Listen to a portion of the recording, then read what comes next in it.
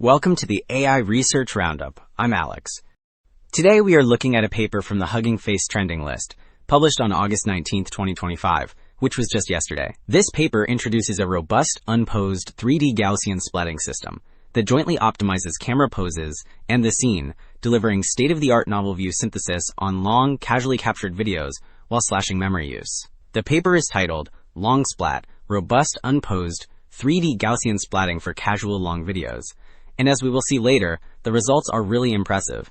Beyond quality, the method stabilizes poses, compresses scene representation with an octree, and trains fast, making long video reconstruction practical. Also, the author shared the code on GitHub. You'll find a full PyTorch implementation with train, render, and evaluation scripts, environment setup and submodules, dataset prep instructions, and ready-to-run bash scripts for free hike and tanks and temples. There is guidance for custom videos, plus utilities, metrics, and licensing. Alright, this overview figure illustrates the full pipeline at a glance. The top film strips show long, casually captured videos without poses. Then the middle row plots the recovered camera trajectories through sparse point clouds, colored by time to highlight stability. Building on that, the bottom panels display rendered novel views with accompanying depth heat maps, showing clean geometry and consistent depth along long paths. The message is clear.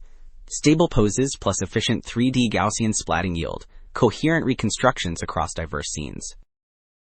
Now this comparison figure sums up why the approach matters. The top row sketches a long handheld path and shows where other systems fail or run out of memory, while their example renders appear blurry or unstable. Moving down, the bottom row shows crisp images along the same path, indicating stable poses and coherent geometry. Together, the side-by-side layout emphasizes two wins: reliable camera tracking over long trajectories and high-quality novel views without memory blowups. Okay, here is the pipeline overview. Focus on the main graphic. On the left, initialization turns the foundation model point cloud into octree anchors, which set Gaussian sizes by voxel scale. Across the top, global optimization refines all poses and Gaussians for consistent geometry.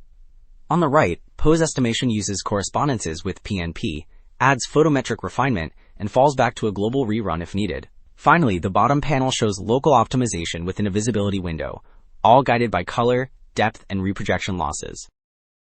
Next, this table compares methods on the free dataset using three metrics: PSNR higher is better, SSIM higher is better, and LPIPS lower is better. The columns list pipelines like kernel map plus F2 nerf, kernel map plus scaffold GS, and others, while the rightmost column shows our results.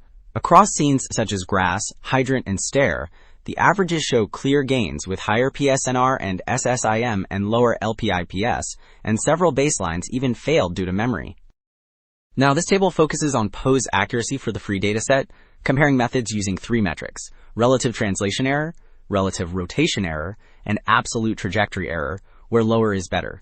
The row at the bottom shows the strongest scores across the board, especially a very low absolute trajectory error. Building on the earlier quality results, the numbers here indicate that tighter joint optimization and the octree anchored representation do not just render well, they also keep camera trajectories consistent in challenging handheld videos. Building on the pose and quality gains we just saw, two takeaways stand out. Joint optimization with a visibility-aware local window keeps long trajectories stable, and octree anchors cut memory while preserving crisp novel views. Together, these choices make long, casual videos practical for 3D. That is it for the AI Research Roundup. I am Alex. Thanks for listening.